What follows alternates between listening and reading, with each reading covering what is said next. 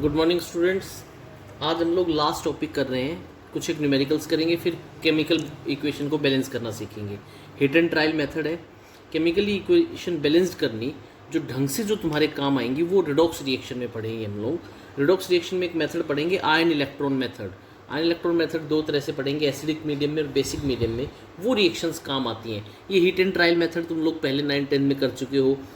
अभी क्वेश्चंस करते हैं। देखो भाई, क्वेश्चन है what amount of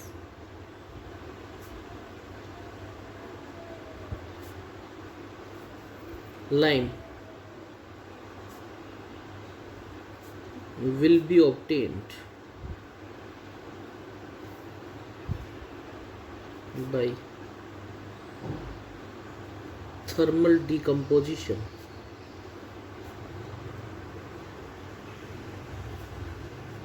of 1500 gram of CaCO3। बहुत आसान। देखो कैसे, थर्मल डिकम्पोजिशन ऑफ CaCO3। ये बात याद रख लो, जब भी किसी कार्बोनेट का डिकम्पोजिशन होगा तो एक प्रोडक्ट बनेगा CO2। ठीक है, CaCO3 give CaO plus CO2। यहाँ पे कैल्शियम ऑक्साइड जो है that is solid form gas, ये भी सॉलिड। ठीक है, कैल्शियम ऑक्साइड को लाइम भी कहा जाता है। अब देखो इसको समझो, स्टोइकोमेट्री क्या कहती है, इसका एक मोल on decomposition gives 1 mole of CaO and 1 mole of CO2। अगर मैं मास वॉल्यूम रिलेशनशिप की बात कर रहा होता तो मैं इसका एक mole that was equal to 100 gram, बोलो था या नहीं था। अगर मास वॉल्यूम रिलेशनशिप की बात कर रहा था, मास और वॉल्यूम कौन शो करता, CO2। इसका मतलब अगर इसका एक मोल डिकम्पोज हो रहा है तो इसका भी एक मोल बन रहा है, और एक मोल कितना वॉल्यूम शो करता था, 22.4 लीटर। हम लोग यहाँ पे सारा बात कर रहे हैं मास रिलेशनशिप में। तो अब देखो ये क्या कह रहा है, 100 ग्राम, तो ये कितने ग्राम बन रहा है, 56 ग्राम। CO2 कितने ग्राम बन रहा है, 44 ग्राम। बोलो बेटा, भाई एक मोल की स्टोइकोमेट्री तो यही होगी ना। अभी क्या कह रहा है, what amount of lime will be obtained by thermal decomposition of 1500 gram of CO3। हम लोगों को पता चल गया 100 ग्राम ऑन डिकम्पोजिशन गिव्स 56 ग्राम, यही तो है। 1 ग्राम विल गिव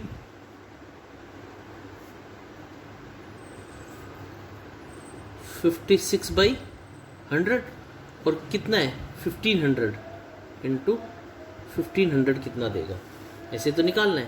तो ये क्या हो गया, इट बिकम्स 840 ग्राम CaO। बोलो बेटा बात समझ में आई है। नेक्स्ट क्वेश्चन करते हैं। मैं कहता हूं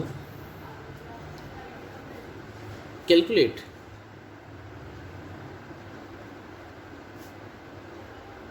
volume of H2 gas at STP produced by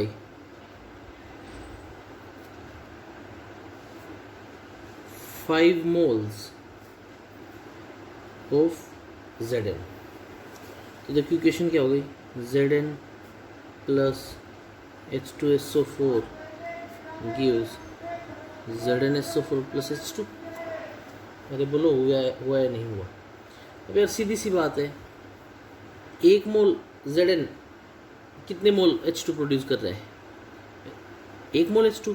1 mole of Zn produces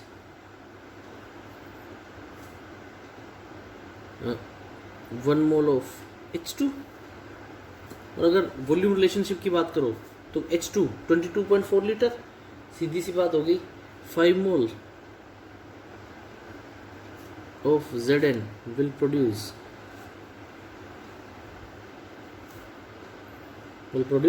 5 mole of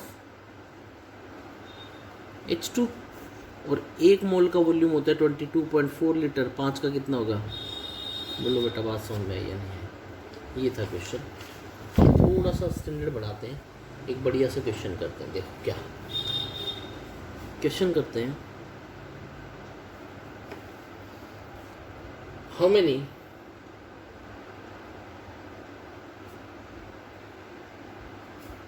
kilogram of H2SO4 is obtained from 1 kilogram of iron pyrite, that is FeS2, according to reaction क्या है? 4FeS2 plus 15O2 plus 8H2O gives 2Fe2O3 plus 8H2SO4। ठीक है, अब देखो stoichiometry क्या कह रही है, 4 मोल FeS2 के 2 मोल Fe2O3 बना रहे हैं 15 मोल ऑफ ऑक्सीजन 8H2E। सारा पूछा क्या है FeS2, अगर मैं इसको in times of in proportion of mass करूँ 4 इंटू Fe 56 32, ये हो गया 120 ग्राम एक मोल। ठीक है, 4 इंटू 120। H2SO4 कितना बन रहा है? 8 इंटू 98। अरे यही तो बना रहा है। अब देखो सीधी सी बात है, इक्वेशन क्या होगी? 4FeS2 98, how many kilogram? Kilogram का मतलब 1 किलोग्राम, अगर ग्राम की सेंस में लिखिए 1000 ग्राम, तो मैं सीधा लिख सकता हूँ 480 ग्राम प्रोड्यूसेस 8 इंटू 98, ये कितना होगा? 8 784 ग्राम। 1 ग्राम विल प्रोड्यूस 784 अपॉन में 480। अरे बोलो, और कितने ग्राम के लिए पूछ लिया? 4। 1 किलोग्राम को मैं 1000 ग्राम लिख सकता हूँ। For 1000 gram it will be 784 upon में 480 इंटू 1000, और ये कितना हो गया? 63.3 ग्राम और 1.63 किलोग्राम। बोलो बेटा, बात समझ में आई या नहीं है? न्यूमेरिकल करते हैं। एक रिएक्शन है 4HCl plus MnO2 gives MnCl2 plus 2H2O plus Cl2। देखो भाई, अभी फाइनल न्यूमेरिकल्स चल रहे हैं, मैं फिर से एक बार शुरुआत से तरीका बताता हूँ। स्टोइकोमेट्री क्या कह रही है इसमें? 4HCl प्लस MnO2, यानी कि 4 मोल HCl के 1 मोल MnO2 के साथ रिएक्ट करके 1 मोल MnCl2, 2 मोल H2 और 1 मोल Cl2 बनाते हैं। अब वो इस रिलेशन को तुम लोगों से अगर इनका मास दे करके पूछ ले तो मास मास रिलेशनशिप हो जाएगा। अगर इसका, अब जैसे Cl2 गैसियस प्रोडक्ट होता है, अगर इसका मास दे दे और इसका वॉल्यूम दे दे तो वो रिलेशन हो जाएगा मास volume relationship. MnO2 HCl aqueous form में होगा, MnO2 फॉर्म होगी सॉलिड। तो अब मैं सिंपल बात करता हूँ, हम लोगों को निकालना क्या है इस गिवन रिएक्शन में? हम लोगों को निकालना है how many grams of HCl react with 5 gram of MnO2। अब देखो, सीखो इस बात को। 4 मोल है, 1 मोल MnO2 है। अगर स्टोइकोमेट्री के हिसाब से चलें तो 1 मोल HCl का कितना होता है? 36.5। तो क्या ये कुछ होगा या नहीं होगा? ठीक है, प्लस MnO2 का 1 मोल कितना होता है? 87 ग्राम का, तो होगा 1 मोल। ये 4 मोल थे, 87 ग्राम। ठीक है, तो ये कितना दे रहा है? 1 मोल MnCl2 का, 2 मोल H2O के और 1 मोल Cl2 का। बोलो दे रहा है या नहीं दे रहा है? ठीक है, अब बेटा how many grams of HCl react with 5 gram of MnO2? जब HCl 146 ग्राम था तो MnO2 कितने ग्राम था? 87 ग्राम। तो मैं क्या ये नहीं कह सकता जब 87 ग्राम MnO2 था of MnO2 reacts with 146 gram of HCl। बोलो 1 ग्राम कैसे रिएक्ट करेगा 1 ग्राम, 146 अपॉन में 87, और कितने ग्राम के लिए पूछ लिया 5 ग्राम इंटू 5 ग्राम, तो इसको सोल्व करोगे तो आएगा 8.39 ग्राम। बोलो बेटा बात समझ में आई है या नहीं आई ऑफ HCl। ठीक है, और एक दो न्यूमेरिकल्स करते हैं एक बार। अब मैं थोड़ा सा एक्सरसाइज के न्यूमेरिकल्स करवा रहा हूँ NCERT के, एक न्यूमेरिकल करवा रहा हूँ, विच वन विल वे मोर। देखो क्वेश्चन है which has largest number of atoms. लो जी करो क्वेश्चन। क्वेश्चन है 1 gram AU, 1 gram of Na, 1 gram of potassium और 1 ग्राम ऑफ Cl2। ठीक है, अब देखो नंबर ऑफ एटम्स,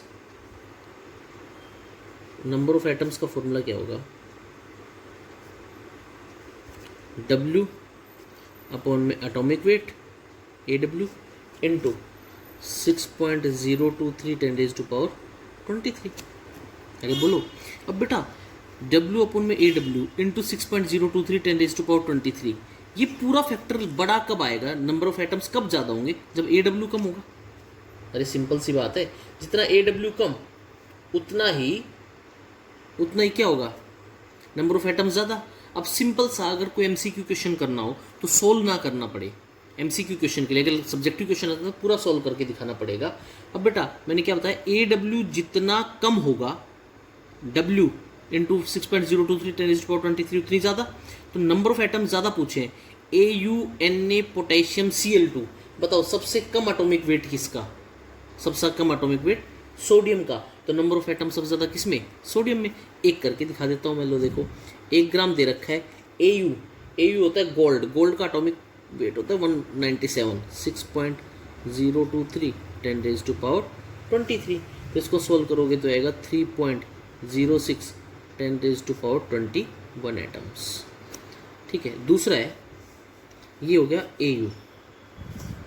दूसरा है पोटेशियम, पोटेशियम का क्या होगा 1/39 इंटू 6.023 10⁻23, तो ये क्या हुआ 1.54 10⁻22 एटम्स।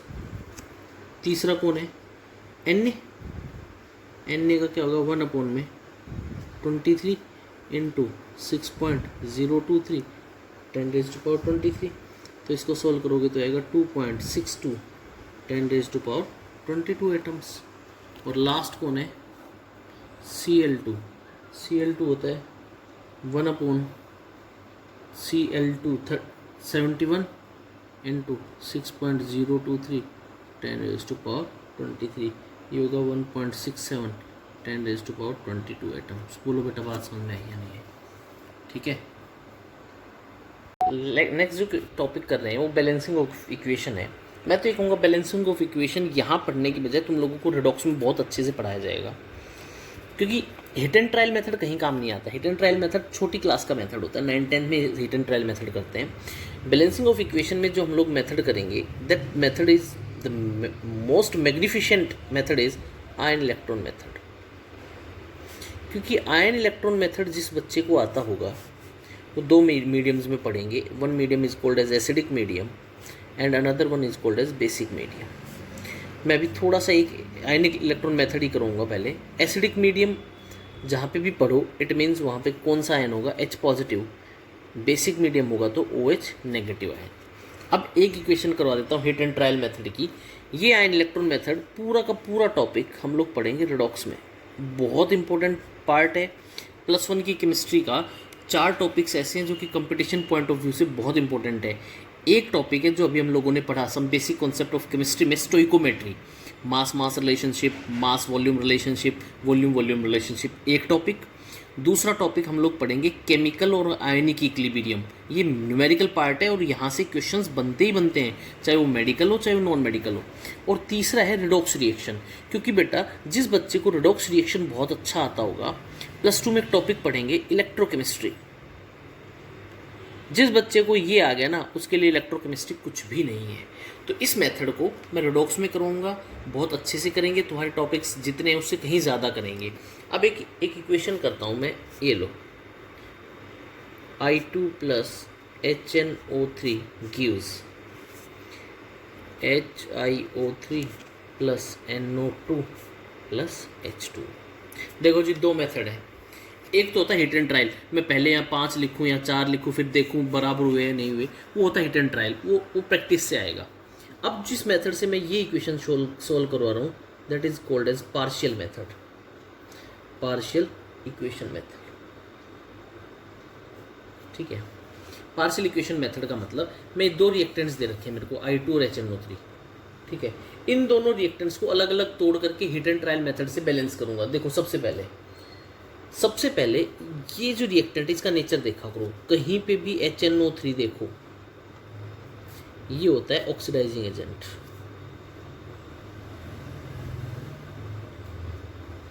कैसा एजेंट?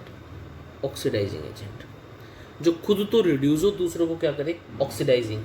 और ये क्या देता है, गिव्स नेसेंट ऑक्सीजन। ये ऐसे ऑक्सीजन, तो अभी टूटेगा तो किस में टूटेगा, HNO3 टूटेगा तो ये टूटेगा भाई साहब H2O + NO2 + नेसेंट ऑक्सीजन। ठीक है, अब इसको एक बार बैलेंस करो, देखो हिट एंड ट्रायल मेथड से, सब लोग ध्यान देना। HNO3 H2 NO2 O, 3 oxygen, 1 2 4 oxygen. अब मैं क्या करता हूँ, अगर मैं इसको क्या करूँ, मैं 2HNO3 करता हूँ, तो कितनी होगी, 2 3 = 6, इस साइड कितनी हुई, 2 3 4। मगर इसको भी 2 से मल्टीप्लाई कर दूँ तो 2 2 = 4 5 6, बैलेंस।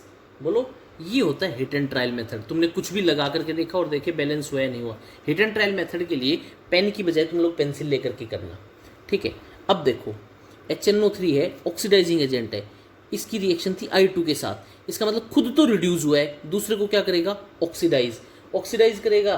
तो क्या होगा, I2 + 5O nascent oxygen gives I2O5। देखो कैसे, I2 0 था, अरे था या नहीं था, यहाँ से इसकी +5 ऑक्सीडेशन स्टेट चलेगी, ऑक्सीडाइज हो गया या नहीं हो गया, और खुद हो गया रिड्यूस। देख लेना यहाँ रिड्यूस कैसे करते हैं। ठीक है, अब ये I2O5 है, HiO3 कैसे बना, I2O5 की जब मैंने रिएक्शन किसके साथ करवाई, वाटर के साथ, तो ये बन गया 2HiO3। ठीक है, अब दोनों इक्वेशन हो गई।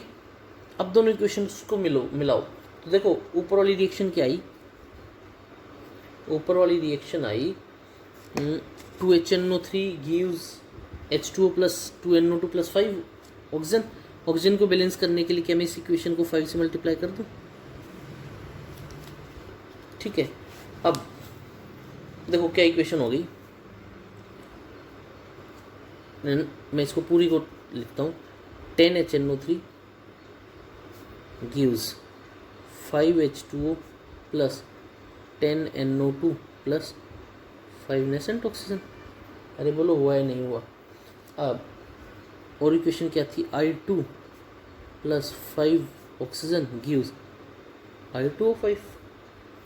और तीसरी इक्वेशन क्या थी, I2O5 + H2O gives HiO3। अब कर ले I2O5 2HiO3 2 gives, देखो क्या क्या कटता है क्या क्या नहीं कटता है। 5O से 5O कट जाएगा, I2O5 से I2O5, अरे बोलो H2O 5H2O है, इधर 5 है तो 4H2O। तो इक्वेशन क्या होगी, I2 + 10HNO3 gives 2HiO3 + 10NO2 + एक इस साइड एक 4H2O। बोलो बेटा बात समझ में आई या नहीं है। ये थी फाइनल इक्वेशन। इस तरह से तुम्हें करना है। अभी मैं थोड़ी देर में आप लोगों के पास क्वेश्चंस भेज रहा हूँ, वो क्वेश्चन सॉल्व करो। शाम तक टेस्ट होगा, थियोरेटिकल पार्ट एक बार पढ़ लो, ठीक है? ये ठीक है।